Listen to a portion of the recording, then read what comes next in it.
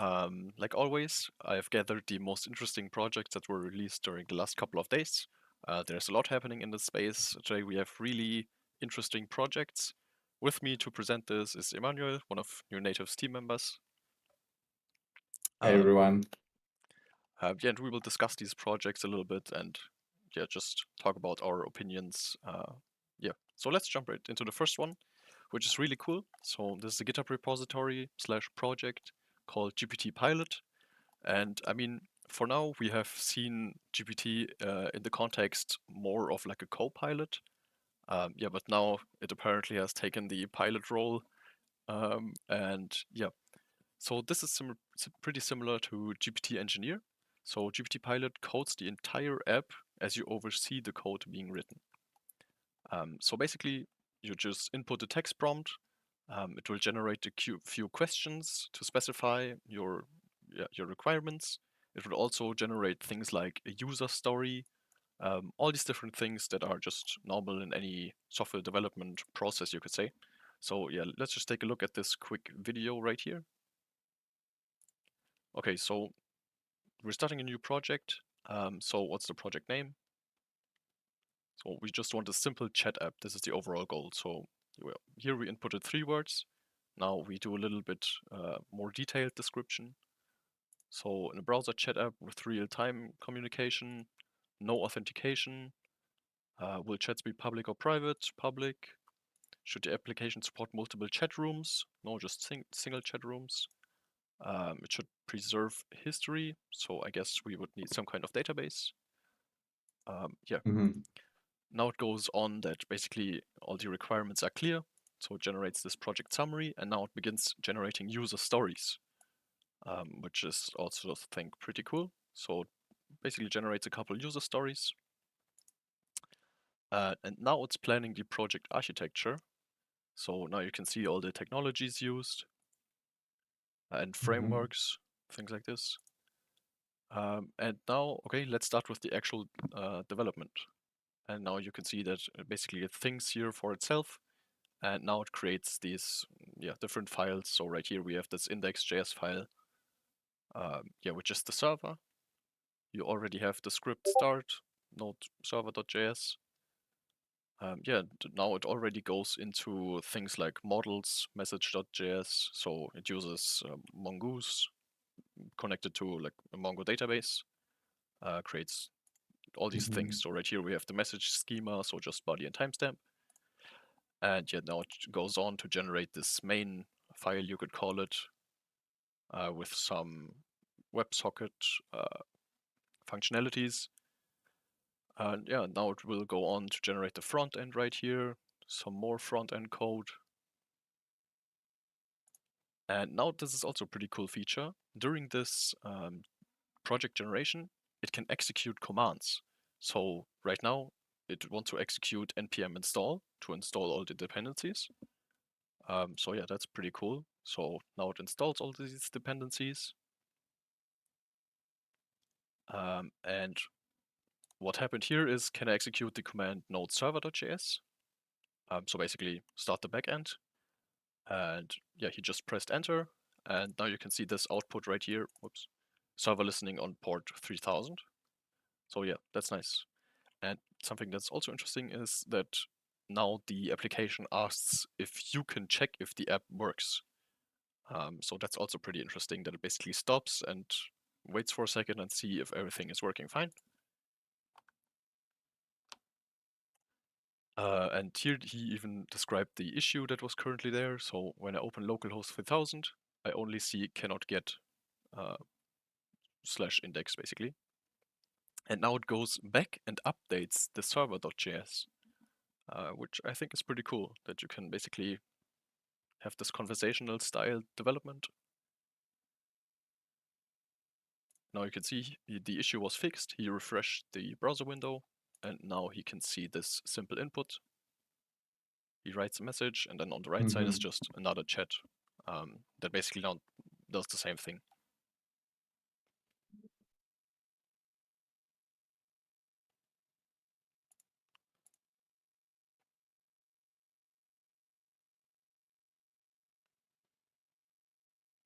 let's see what else is happening here. We're starting the server again.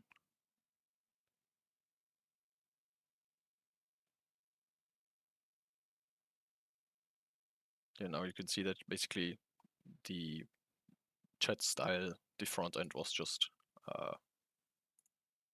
edited. And you can also see that, for example, this nickname right here also requires some changes on the server side. Yeah, which is pretty interesting that this now was fully implemented, and now you can see that nickname name1 just wrote a message, and now name2 from the right side also just sent a message. So yes, you can see that this is working. And I really like this approach because, for example, with GPT Engineer, you often had the problem that you directly saw during the generation of the code that there probably is an issue somewhere, and you don't really have any power to intervene this generation. So yeah, I think the approach like this is pretty cool.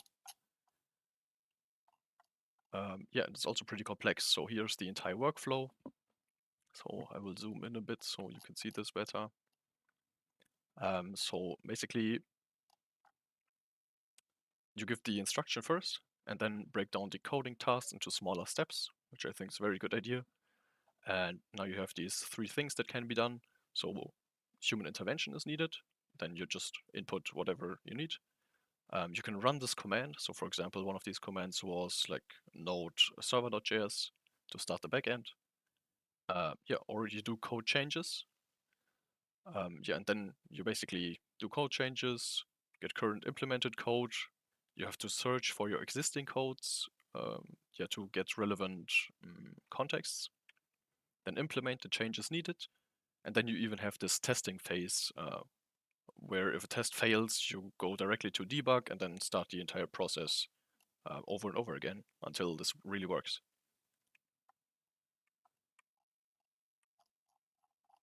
So yeah, I think this is one of the Yeah, yeah, it projects. seems very, very like nice. Like couple, Mhm, mhm. yes, Yeah, and you can even see some example apps that were completely generated. So we have this chat app, markdown editor, timer app. Yeah, so pretty cool. Apparently there are also all these different agents. So product owner agent, architect agent, DevOps agent, tech lead agent, all with different tasks, of course. Yeah, but I think this is one of the projects that yeah. No, couple years ago. Yeah, sorry. Couple years ago, you could only like dream of doing this like so fast. I would think. Yeah, I think it's really cool. And yeah, super helpful. Also great for hackathons, I guess, if you just want to sketch an idea really quick, test it out, you just write the prompt, Mm-hmm. do some conversational development, yeah, and have a project running just within a couple of minutes. We'll actually start this. Yeah, so super cool to see. So yes, if you want to check this out on your own, it's called GPTPilot, and we are in the Copilot seat now. So yeah. Yes. All right, so another pilot thing. So this is now called OpenCopilot, and this is pretty interesting. So let's read through the first few sentences here because yeah, then you will understand what this is for. So OpenCopilot allows you to have your own product AI copilot. So this will integrate more or less with any product. It integrates with your underlying APIs and is able to execute API calls whenever needed. It uses large language models to determine if the user's request requires calling an API endpoint. Then it decides which endpoint to call and passes the appropriate payload based on the given API definition. So yeah, basically you give it your API definition of your backend. Then you add a chat window to your front end, and then you can do everything that you can normally do with your web app. You can do it with this chat. So right here is an example. And so yeah, this is just a product showcase, I guess. So you upload your Open API specification, do some other things like authorization, and then you have this Open Copilot chat on your website on the right side. Yeah, and then you can basically do everything that you can also do with your web app. Yeah, so pretty cool. I wonder actually if we will see websites that don't really have a user interface anymore, but maybe only some chat interactions, or these large language models generate the front end on the fly for whatever you want to do. That would be pretty interesting. Yeah. Yes. I mean, I doubt that we're gonna like migrate to something where there's only like a chat box, because us as humans, we need some sort of feedbacks, a button to click to see that it goes down when you're clicking, and so on. But yeah, it feels also a little bit like the same type of idea that agents work with. That instead of tools, you have endpoints, I guess. But yeah, it's pretty nice. I mean, we've seen this before, that you basically upload your API specification into a large language model, and then the large language model can execute API calls based on some user's input. But I guess this is the first, this is the first real project or product that is going into this direction. So yeah, pretty cool to see. Yeah, and it's open source, so Yes, that's always a plus, especially for developers, and yeah, basically for everyone. Okay, so let's hop over to the next topic, which is ChatGPT Enterprise. I just want to touch on this subject really quick. So there are some interesting things in here. So since ChatGPT's launch just 9 months ago, we've seen teams adopted over 80% of Fortune 500 companies. And I think that's huge, like 80% of all Fortune 500 companies. That's a lot of people. Yeah, and probably a lot of time saved with ChatGPT, hopefully. Mhm. Um, yeah, and let's dive a little bit more deeper into this. So, yeah, this basically protects your data on this enterprise level. You have the 32K context included in enterprise, which is pretty cool to see, because when they announced this, I saw that it's super expensive, like crazy expensive. Um, Yes. but yeah, I would actually love to test around with this, because I think things like these huge context sizes with the capabilities of GPT-4 will make these kinds of projects here just way better, and also the one we looked Yes. at previously. So yeah, super cool to see this, that this now moves into some enterprise production grade systems. Yeah, you also have access to this code interpreter, also super cool to see. Yeah, what else is there? Higher speed performance for GPT-4. I think that's also pretty interesting. That you Yeah, I was thinking somehow, about that yeah, because GPT-4 is already like considerably slower than 3.5, and as maybe like the 32K, like it becomes maybe even a little bit slower, you know. But no, apparently not. That's a good thing to see. yeah, super cool. And also, this is pretty interesting. Shareable chat templates for your company to collaborate. I wonder what the difference here is to just sharing the chat, like you currently can do on ChatGPT. Yeah, but just maybe having templates where you just input a couple of words and then you can basically continue the conversation, would be pretty cool to see. I mean, I guess like with every enterprise type of product, pricing becomes sort of tailored to the company itself or to the organization, but they don't mention anything about any type of range in this specific article, right? Not really, no. Also, like I guess, yeah, you know, the data privacy and all of these are like big issues when using ChatGPT. Uh, so yeah, I guess maybe they like. Oh yeah, I'm just curious how do they handle that, because it's part of the statement now that security and data privacy, you have like control over it if you use this ChatGPT Enterprise. So Yeah, yeah. mhm. Um, and one thing is also pretty interesting, securely extend ChatGPT's knowledge with your company data. I wonder if this is just the same thing that we have with ChatGPT Plus, where you can upload your own files and then it's the same system, or if it's really something completely else happening behind the scenes. So yeah, I'm very interested to learn more about this thing. Yes, But yeah, I'm sure we will I don't see. think it. Yeah. I don't think it's the same, but yes, it would be good to like actually take a look at this. Okay, so let's jump over to the next one. So this is a new model called AudioLDM2. And this is basically another text to audio and text to speech generation.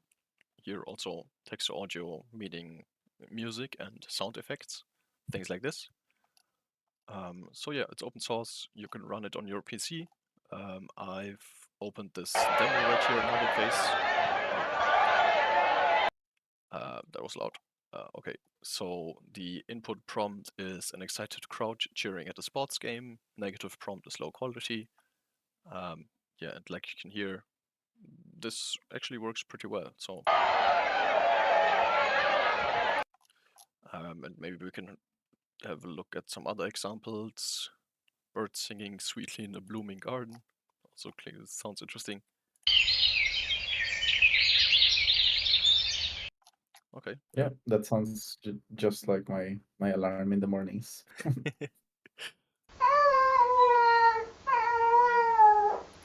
Okay, and there we have a cat. So yes, A baby crying. it's a cat. Okay. um, yeah, but I think just for content creation, things like this would just be super cool tool to have. Also for animators that like have to constantly be looking for maybe a very specific type of sound effect for whatever they're doing, and just come here, type, and there you go. I mean, I'm not even remembering what exactly this was for, but I was searching for some sound effects on the internet, just some really basic things, and it was just a pain to find something basically free and good. Yes. Yeah, and I guess this will just help out a lot with this. Yes, for sure. Yeah, so super cool to see. Yeah. All right, let's jump over to the next one. So this is called prompt2model. So generate a deployable models from instructions. So this is a system that takes a natural language task description, like prompts, to train a small special purpose model that is basically for deployment. So here you can see this small graphic. So basically you have an input, just a prompt. So answer questions given context from a relevant Wikipedia article.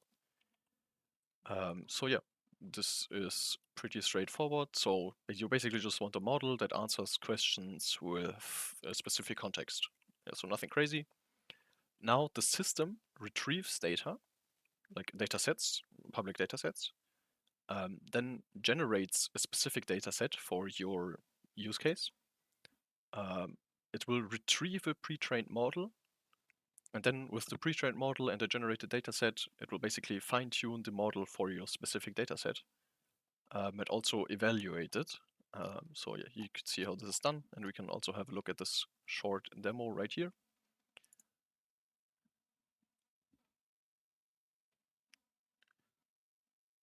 Okay, so first we have this prompt parser. So enter your task description and few short examples. So yes, so you generate answer to natural questions. So this is basically what they described in the image at the top. So you have a context, and then you need to answer the question based on the context. There are some examples right here. So this is basically everything that you input.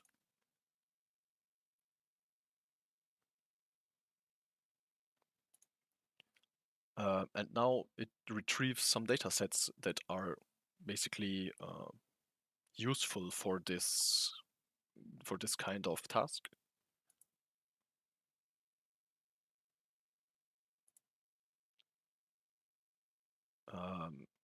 Now you can choose, are any of these data sets relevant?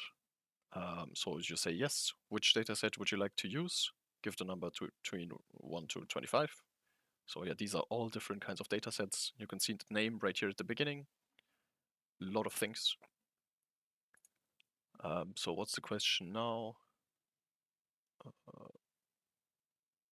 Multiple dataset configurations available.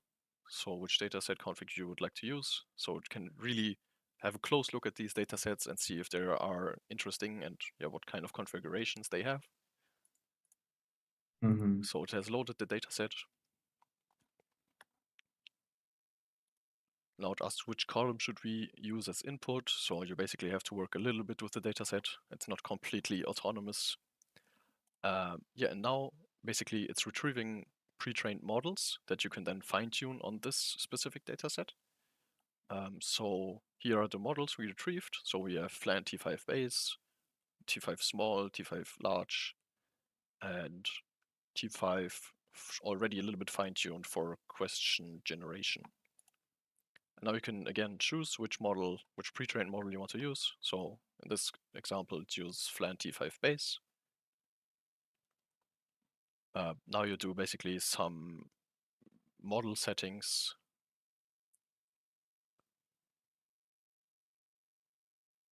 Training batch size, epochs, and now it goes on to actually train the model. Now after training, you evaluate your newly fine-tuned model. And then you get this interactive kind of, what's it called, a Gradio thing where you can directly test your model, and see if it actually does what you want to do. So yeah, overall pretty cool to see that it's now this easy to fine-tune these models to a specific use case with the help of AI, basically. Yes. I mean, I guess it only works for relatively small models. So you wouldn't expect amazing performance, but like the architecture is there. Like once you have something with enough computational power, like nothing would stop you to put something bigger and just do the Yes, same. definitely. But it's super cool because running these huge models like GPT-4 is pretty expensive. So if you have a specific task that you don't want to do, or that where you don't want to use these big models every time, I think this can come in very, very useful. Yeah, I see lots of potentials with this. Lots. It feels that those kind of things that are too good to be true, but nowadays sometimes they are true. Yeah. All right. So for everyone who's watching out there, you will find the links to all of these after the stream on our LabLab Discord. And yeah, you can find the Discord on the LabLab website. Okay, so the next one is a lightweight framework for building large language model-based agents. I mean, we have seen a lot of different agents implementations in the last couple of weeks, months. But yet this seems very complex. So you basically have an agent that has an executor, and then basically a large language model that basically says what needs to be done. And on the right side, you have this planning and action.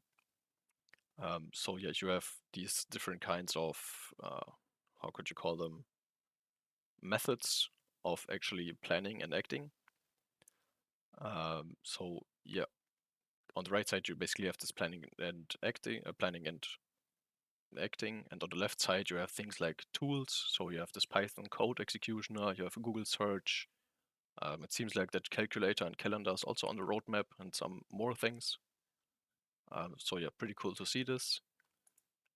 Yeah, the only difference I see here is this human feedback part that I haven't seen in other type of agents. So I've actually seen this in some other projects where you can basically use the human as a tool for just getting more details.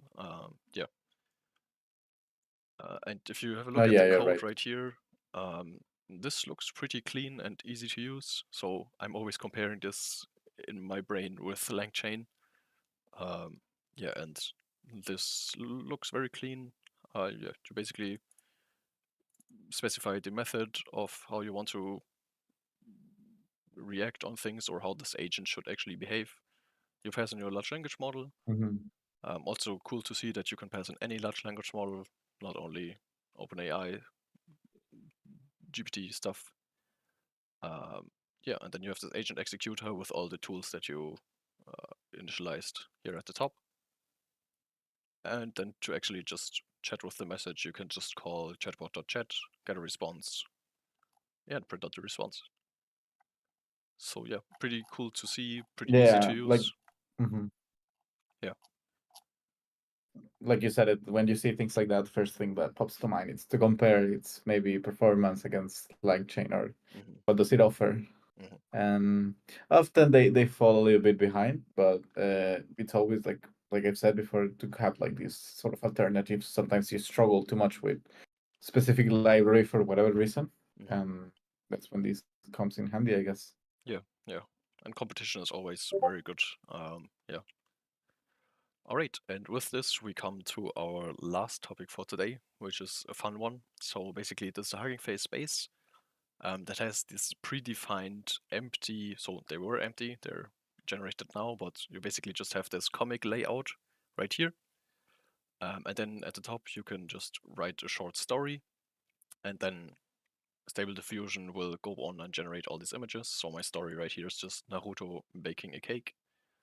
And yeah, it looks pretty good in my opinion. Um, it somehow has this short storyline, so yeah, they're baking a cake. So it's not super impressive, but if you think this concept further, that you combine this now with ChatGPT, and ChatGPT generates like a short story for each for the general longer story, and then basically goes into the details and generates a page or each image that actually fits to the story. I think you could probably generate entire like comic books within just a couple of minutes. Yeah. Yeah, and it seems pretty fun to use. It's the type of things that the more attention you pay, the weirder it gets. Like, for example, why is he throwing a whole egg there, or what's going on? Yeah, And that, I those think type so. of things. But yeah, and also like things like details that I guess I don't know, like Um, the type of things that like somebody who knows about like maybe Naruto in this case would be like, oh, that's not like that.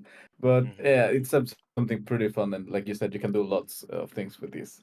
But Yeah. yeah, it's the type of things. The more you look at it, the weirder it gets. Mhm, mhm. I think this can But yeah, can be countered if you basically let some large language model describe these images more in detail and then generate them instead of just generating everything from for words. Uh, yeah, I guess you're right. It's just like I say, the more I see, the more things that start to come like on in the second row of things that the cake has like theme coming from it and stuff like that. mhm, But then for sure, like you said, if you like connect to some sort of language models that provides indeed a deeper this description of what do you want, and then you give less freedom to the image generation. But now overall, like pretty neat images. Like I would say it's pretty cool. mhm, mhm. Yeah, definitely. Um, all right, so I actually tried another preset right here. I'm not sure if this refers to the page layout or the overall style of these images. So yeah, It let's just, says humanoid. yes, yes. Are you actually familiar with these Okay. styles? So American, Japanese. Uh, well, yeah, I guess it's the drawing style. Like for example, if you say a frog, and then it would make like maybe a frog with a suit and like in two legs because it's like humanoid in this case. Okay. And Japanese then would make something like manga type of like art drawing. Mhm. But let's see what does it show now. Loading, loading. I mean, Hmm. this space is only running on CPU upgrade, so it's pretty slow. Yeah. Let's give it a couple more seconds. What are the other styles that it offers? I saw Japanese, humanoid. What else? Flying saucer, American modern, American 1950s, Franco-Belgian. Mm-hmm. I mean, I'm not sure. I might be wrong, but I assume it is the drawing Okay. styles. Hmm. But yeah, it is a bit slow. Yeah, yeah, definitely. But I saw this print button right here, so if this actually loads, you can basically just generate page for page, print everything out, and Hmm. have your own fully generated book. Yeah, I Um, mean, it always comes to the ingenuity of the user, especially with the type of things you present here every week. There's so many things you can do with this. It just mhm, comes to the person itself. How much can they do with it? mhm, mhm. I mean, basically, each project that we showcased could be its own product if you just put it into a product environment, you could say, like with a website, with the Yeah. backend. So yeah. All right, this doesn't want to load. So yeah, if you find these technologies interesting and you want to actually learn them or start building with them, yeah, or you're already familiar with them, you can join one of our hackathons. You can find them on the LabLab website. We have this audio craft hackathon coming up. I mean, we looked at this audio right here, so it's a pretty cool thing to work with. We also have the game jam coming up. So if you're interested in building around games, then this is probably the right thing for you. Yeah, and I guess that's it for today. So yeah, if you enjoyed watching, make sure to subscribe. Yeah, visit LabLab, join the Discord. Yeah, and that's basically all from my side. So yeah, have a wonderful evening, and I will see you next stream.